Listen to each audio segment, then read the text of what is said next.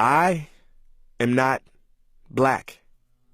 I mean, that's what the world calls me, but it's not me. I didn't come out of my mother's womb saying, "Hey everybody, I'm black." No, I was taught to be black, and you were taught to call me that, along with whatever you call yourself. It's just a label. See, from birth, the world force feeds us these labels, and eventually we all swallow them. We digest and accept the labels, never ever doubting them. But there's one problem. Labels are not you, and labels are not me. Labels are just labels. But who we truly are is not skin deep.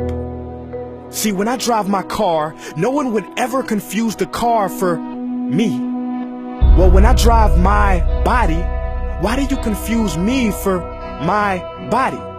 It's my body. Get it? Not me. Let me break it down. See, our bodies are just cars that we operate and drive around. The dealership we call society decided to label mine the black edition, yours the Irish or white edition.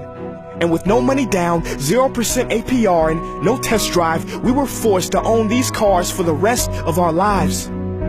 Forgive me, but I fail to see the logic or pride in defining myself or judging another by the cars we drive. Because who we truly are is found inside. Listen, I'm not here to tell you how science has concluded that genetically we're all mixed and race in the human species doesn't exist, or how every historian knows that race was invented in the 15th century to divide people from each other and it has worked perfectly. No, I'm not here to lecture. I just want to ask one question. Who would you be if the world never gave you a label? Never gave you a box to check? Would you be white, black, Mexican, Asian, Native American, Middle Eastern, Indian? No. We would be one. We would be together. No longer living in the era of calling human beings black people or white people. These labels that will forever blind us from seeing a person for who they are, but instead seeing them through the judgmental, prejudicial, artificial filters of who we think they are. And when you let an artificial label define yourself, then my friend, you have chosen smallness over greatness and minimized yourself, confined and divided yourself from others.